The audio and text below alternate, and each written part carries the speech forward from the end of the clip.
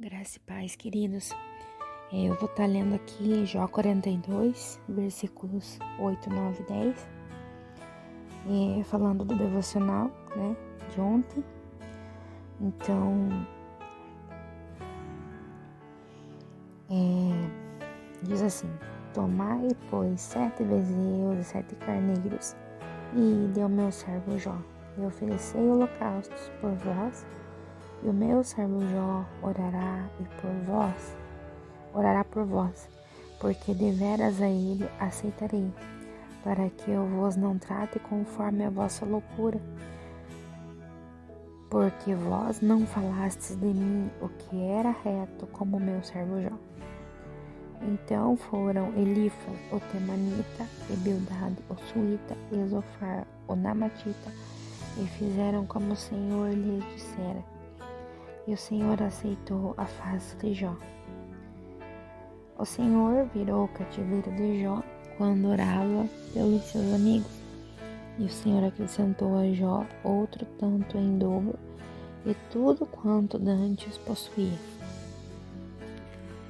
Então, nós sabemos que aqui no capítulo 42 de Jó é o momento em que o Senhor vira o cativeiro dele, depois de tudo que ele sofreu. A gente viu durante essa semana, cada um trouxe uma palavra tremenda, poderosa, sobre nossas vidas. E quando ele orava pelos seus amigos, quando ele deixava de pensar nele e pensava nos seus amigos, o Senhor virou o cativeiro de Jó e o Senhor teve misericórdia dos seus amigos. Mas eu quero ver com vocês algumas coisas que eu aprendi sobre o livro de Jó por completo, algo que abriu o meu entendimento de forma poderosa e eu quero também compartilhar com vocês, tá? No livro de Jó, no capítulo 1, diz assim: havia um homem cujo nome era Jó. Este era íntegro, reto, temente e desviava-se do mal. Essas eram características de Jó, características que ele adquiriu, na vida dele, e isso era o que realmente se destacava na vida de Jó, aí o capítulo 1, versículo 5 vai dizer assim: e sucedia, pois, que decorrido o turno de 3 dias de seus banquetes, enviava Jó e o santificava, e se levantava de madrugada e oferecia holocaustos segundo o número de todos eles, porque dizia Jó: porventura pecaram meus filhos e amaldiçoaram a Deus no seu coração. Então aqui vai falar que Jó ele sacrificava por todos os seus filhos, porque ele tinha medo que eles pecassem contra Deus. Então ele sacrificava para que antes mesmo que acontecesse algo que desagradasse o coração de Deus, eles fossem santificados. A primeira lição que eu aprendo com o livro de Jó, é isso que eu acabei de falar. Jó teve medo.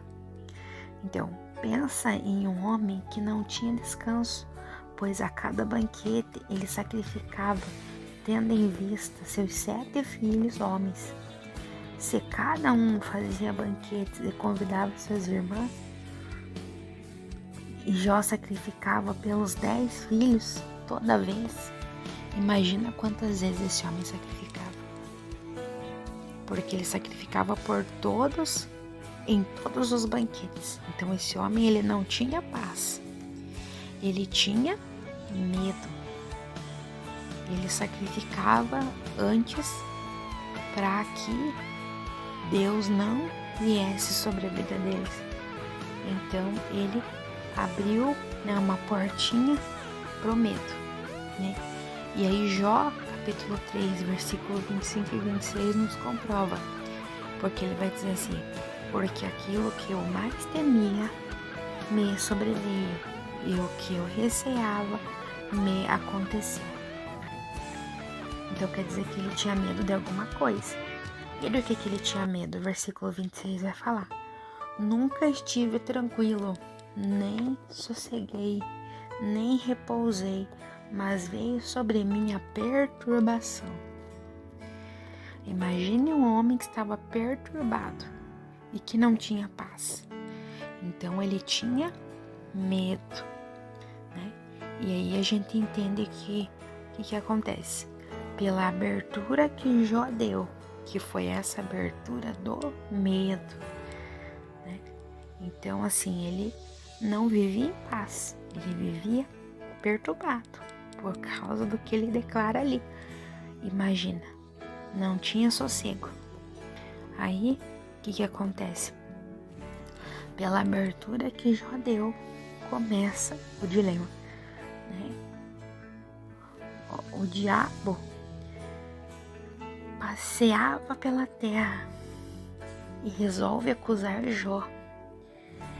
Mas olha bem, antes que ele inicie a conversa com Deus, quem dá a primeira palavra é o próprio Deus. Essa é a segunda lição que nós aprendemos, né? A primeira é que o Jó teve medo, então nós não devemos ter medo. A segunda lição é que a primeira e a última palavra vem do Senhor. Ele é o alfa, ele é o ômega, ele é o início, ele é o fim. Por quê? Porque Satanás vem de passear pela terra, né? Mas ele não inicia a conversa acusando Jó. Quem inicia a conversa é Deus. Porque Deus primeiro pergunta: de onde vem? E aí ele depois começa a falar das qualidades de Jó, né? Ele começa a falar assim: viste meu servo Jó, servo reto, íntegro, temente a Deus, temente a mim e que se desvia do mal. Então assim, o diabo ele não chega acusando Jó, porque no mundo espiritual, aonde Deus habita, quem dá a primeira palavra é o próprio Deus.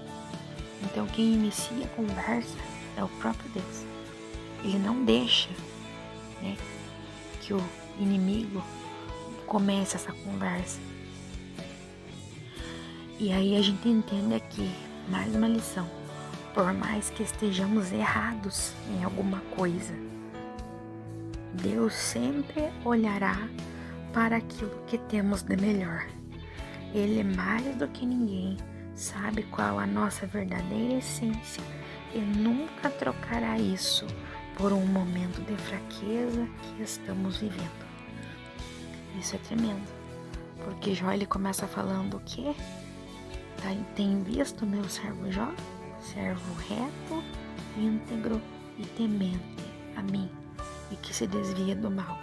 Ele pega as qualidades de Jó e ele fala assim: Jó pode até ter dado legalidade ao medo, mas eu sei que é só um momento. Eu sei que aquilo que é a essência dele jamais vai passar. Eu sei que ele vai me adorar e ele vai continuar sendo reto, íntegro e temente, independente da circunstância.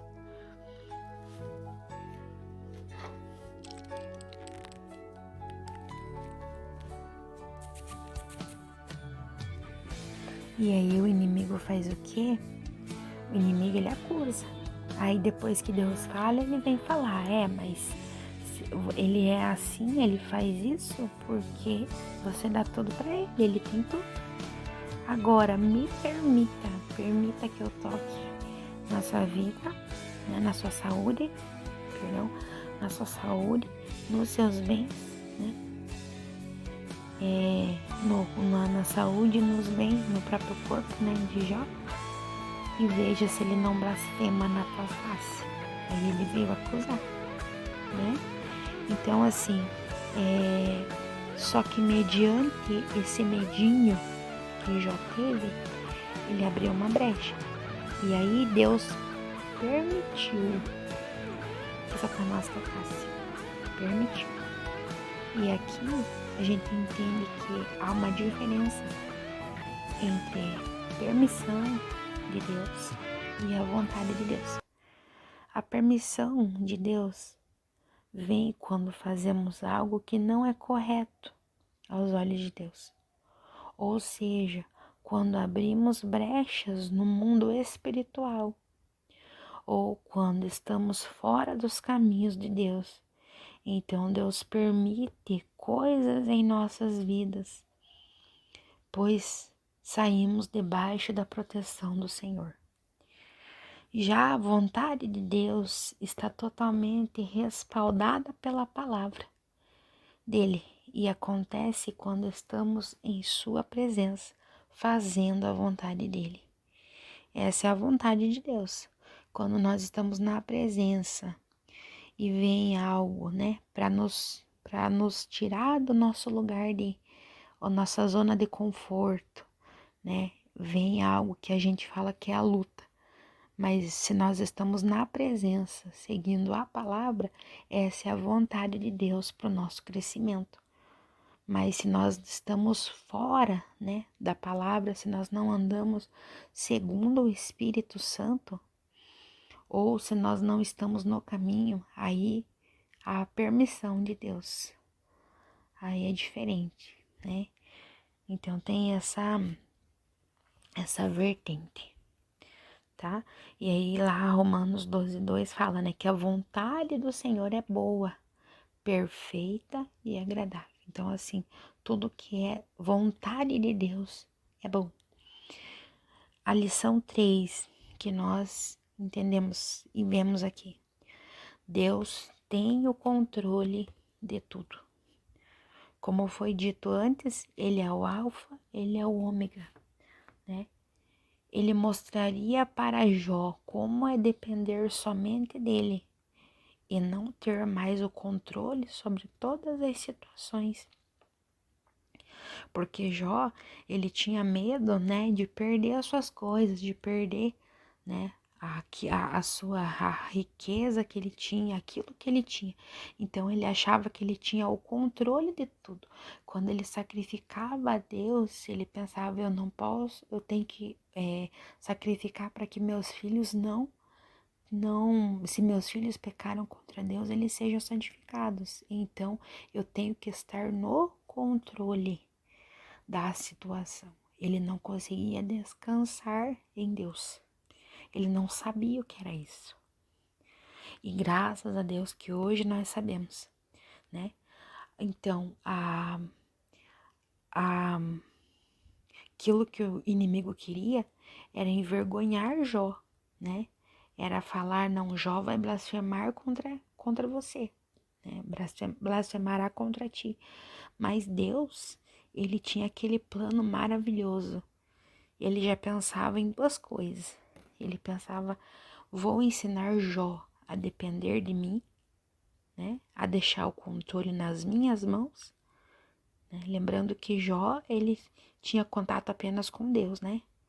O Velho Testamento, quando o livro de Jó foi escrito, ele tinha contato apenas com Deus. Ele foi o primeiro livro da Bíblia, então, né, não conheceu Jesus nem o Espírito Santo. Então, não foi Novo Testamento, foi Velho e o primeiro livro.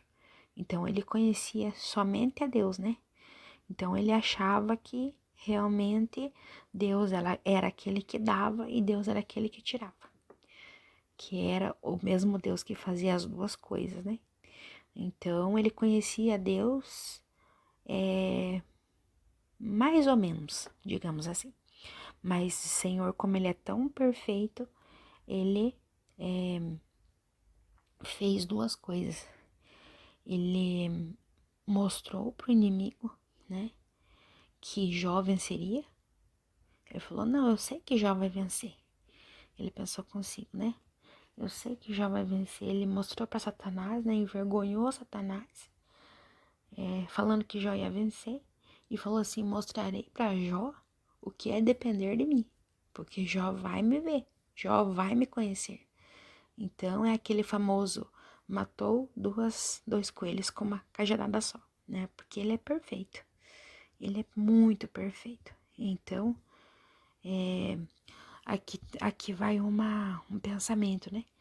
quando falamos sobre Deus ter o controle, isso significa que Ele tem, mas quem está no controle somos nós. Ele nos deu o livre-arbítrio para tomarmos decisões e vivermos a vida, mas podemos escolher se viveremos para Ele, segundo a sua vontade e seu propósito, ou viveremos para nós mesmos. Então, quem está no controle somos nós. Nós podemos controlar nossa vida segundo a carne ou segundo o Espírito, mas Ele tem o controle. Então, Ele está vendo tudo, nada foge dos olhos de Deus, E Ele vai nos ajudar. Se a gente se arrepender, voltar atrás, se a gente olhar, falar, Senhor, eu errei, eu pequei, eu tive medo, eu tive, tantas outras coisas e pecados que nós cometemos diariamente. Ele tem o controle, ele pode reverter, Ele pode recalcular a rota para que a gente chegue no destino. Então, se estamos em Cristo, nossa vida será controlada por Cristo. Mas se não o conhecemos, nossa vida será controlada pelos padrões do mundo. Deus tem o controle e é por isso que Ele permitiu que Satanás tocasse em Jó, mas deixou que Jó estivesse no controle da sua própria vida e tomasse suas próprias decisões. Aí, no Jó 42, versículo 5, vai dizer assim: Antes eu te conhecia de ouvir falar, mas agora os meus próprios olhos te veem. Então, a gente entende aqui que Deus, Ele não quer apenas ter o controle das nossas vidas, mas Ele quer estar no controle das nossas vidas para que a gente tenha esse destino que já teve, para que a gente possa realmente receber muito mais, abundantemente além do que nós pedimos, do que nós pensamos, e a gente possa viver tudo que Deus preparou para nós vivermos. E ali ele fala que foi restituído muitas vezes mais, em dobro.